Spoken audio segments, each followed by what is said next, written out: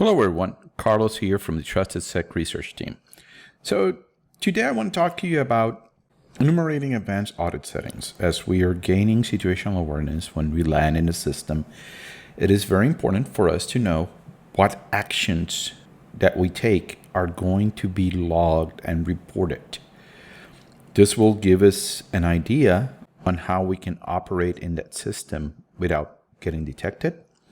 It will also dictate what tools can we use. If process auditing is enabled, we know that the command line may be enabled also, and we have to be careful in using lol bins or any of the Windows internal tools because those may be caught, those may be reported. So it's just part of the process that we go through when we land in the system to identify all of the settings that may be of risk when we're doing attack emulation. At the same time, it allows us to tell our customer, hey, you're doing great here. This limited my actions in such and such manner. Now, advanced audit settings were actually added in Windows Server 2008 and Windows Vista because it actually allows an administrator to choose what actions in a more granular way can they monitor on that system.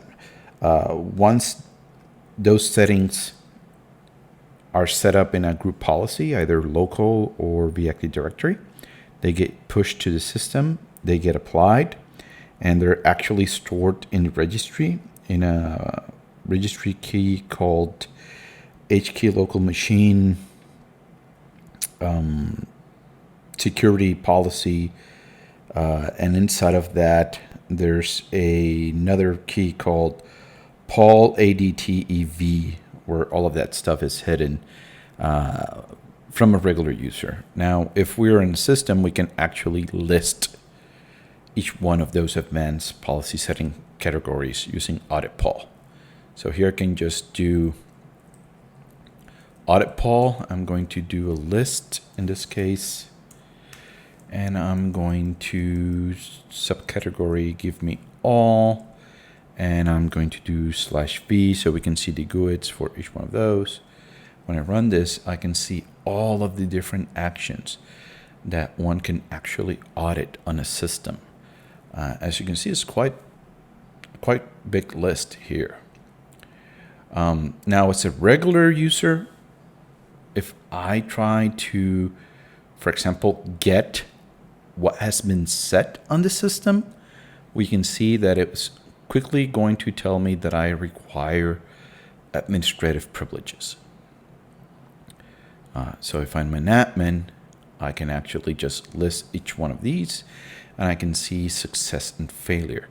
Now, one of the things that we can actually abuse is that these settings, when they get applied to the system, they get stored in an audit.csv file. In the case of them being pushed via GPO, they're going to be inside of the Windows directory, System32, group policy, machine, Microsoft Windows, NT, audit, and then we're going to find the audit.csv. In fact, that's the one for the local group policy. Is the one that gets saved there. In the case of the ones that get pushed by Active Directory, they're going to be in the cache. The location of the cache is going to be identical. It's going to be inside of Windows DR System32 group policy, but they're going to be in a data store.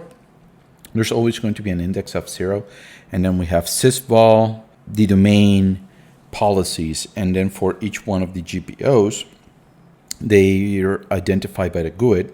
And inside of each one of those GPOs, the ones that apply the advanced audit policy, they're going to be under machine, Microsoft, Windows NT, audit.csv files. Now, these files are readable by anybody in the system. And here is where we can actually take advantage of this.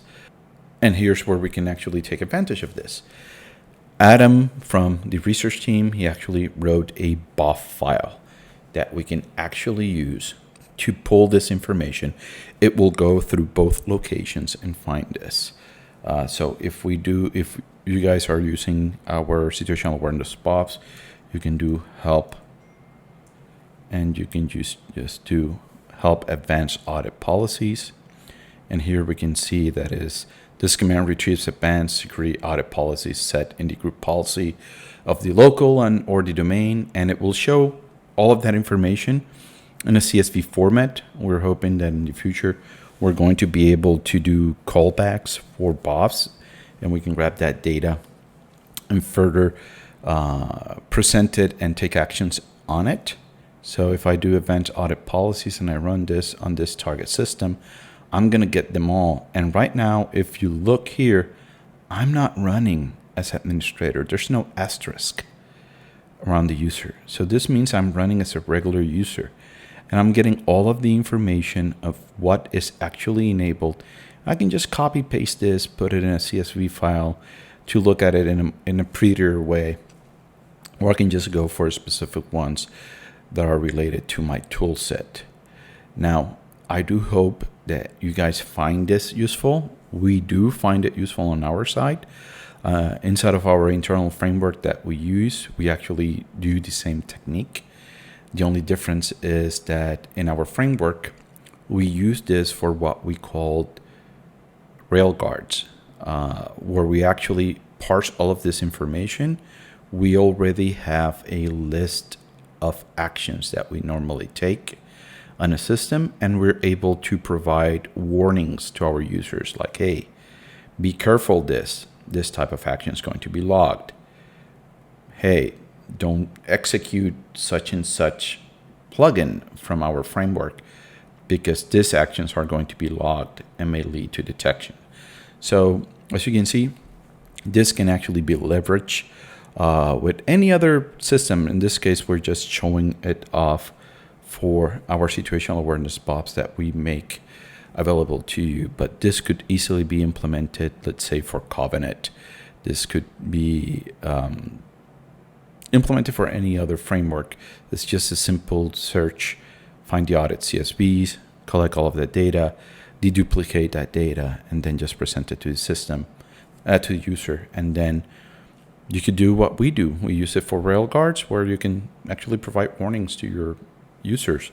Or if you want to be more advanced, I do know of a friend that they also developed their own framework, and they actually blocked some of the commands to prevent accidental execution and detection of actions. In our case, we just give a bit more leeway to our own operators. Well, I hope that you find this useful, and remember to like and subscribe, and thank you for your time.